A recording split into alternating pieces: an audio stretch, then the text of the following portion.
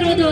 ನಾವಿವತ್ತು ಇಡೀ ವಿಶ್ವದಲ್ಲೇ ನಮ್ಗೆ ಹಿಂದೂಗಳಿಗೆ ಇರುವಂತಹ ರಾಷ್ಟ್ರ ಅಂತ ಹೇಳಿದ್ರೆ ನಮ್ಮ ಭಾರತ ಸ್ವಯಂಭೂ ಹಿಂದೂ ರಾಷ್ಟ್ರ ಇತ್ತು.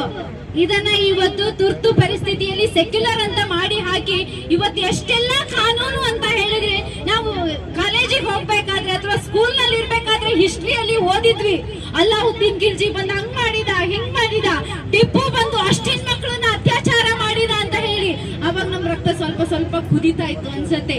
ಈಗ ಪ್ರತ್ಯಕ್ಷ ಲಕ್ಷಾಂತರ ಜನ ಇವತ್ತು ಹೆಣ್ಣು ಮಕ್ಕಳು ಲವ್ ಜಿಹಾದ್ಗೆ ಬಲಿ ಆಗ್ತಾ ಇದ್ದಾರೆ. ಮೊನ್ನೆ ಪ್ರಮೋದ್ ಜಿ ಅವರು ನಮ್ಮ ಕಾರ್ಯಕ್ರಮದಲ್ಲಿ ಮಾತಾಡ್ತಾ ಇದ್ರು, ಪ್ರತಿ ದಿನ 5,000 ಹೆಣ್ಣು ಮಕ್ಕಳು ಬುರ್ಖಾ ಧಾರಣೆ ಮಾಡಿ ಇವತ್ತು ಜಿಹಾದಿಗೆ ಬಲಿ ಆಗ್ತಾ ಇದ್ದಾರೆ. ಅದರಲ್ಲಿ ಹೆಚ್ಚಿನವರು ಈ ತರ ಚಿತ್ರಹಿಂಸೆಯಿಂದಲೇ ಬಲಿ ಆಗ್ತಾ ಇರೋದು. ಹಾಗಾಗಿ ಇವತ್ತು ನಾವೆಲ್ಲರೂ ಒಟ್ಟಾಗಬೇಕಾಗಿದೆ.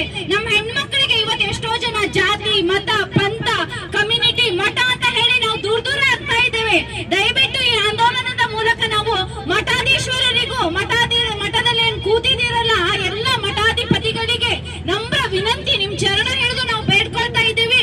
ದಯವಿಟ್ಟು ನಿಮ್ಮ ನಿಮ್ಮ ಕಮ್ಯುನಿಟಿ ಹೆಣ್ಮಕ್ಳನ್ನ ರಕ್ಷಣೆ ಮಾಡಿ, ಸಾಕು ಹಿಂದೂ ಹೆಣ್ಣು ಮಕ್ಕಳ ರಕ್ಷಣೆ ಆಗತ್ತೆ ಅಂತ ಹೇಳ್ತೇನೆ.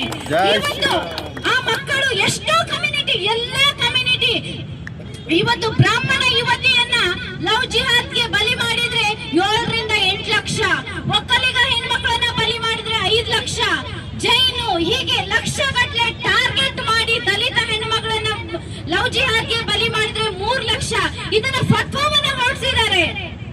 ಇವತ್ತು ನಾವು ಏನೇನೋ ನೋಡ್ತೇವೆ, ನಮ್ಮ ಹೆಣ್ಮಕ್ಳು ಯೂಟ್ಯೂಬ್ ನಲ್ಲಿ ಆ ಸೀರಿಯಲ್ ಈ ಸೀರಿಯಲ್ ಅಂತ ನೋಡ್ತಾ ಇದ್ದೇವೆ. ದಯವಿಟ್ಟು ಎಲ್ಲ ಗೃಹಿಣಿಯರು ಜಾಗೃತರಾಗಿರಿ. ಮನೆಯಲ್ಲಿ ಏನಾಗ್ತಾ ಇದೆ, ಇವತ್ತು ಹೊರಗೆ ನನ್ನ ಮಗಳು ಕಂಪನಿಗೆ ಹೋಗಿದ್ರೆ ಸೇಫ್ ಆಗಿ ಬರ್ತಾ ಇಲ್ಲ. TCS ನಂತಹ ಪ್ರತಿಷ್ಠಿತ ಕಂಪನಿಯಲ್ಲಿ ಇವತ್ತು ಎಷ್ಟು ಚಿತ್ರ ಹಿಂಸೆ ಅನುಭವಿಸಿ ನಮ್ಮ ಹೆಣ್ಮಕ್ಳು ಜಿಹಾದ್ಗೆ ಬಲಿ ಆಗ್ತಾ ಇದ್ದಾರೆ.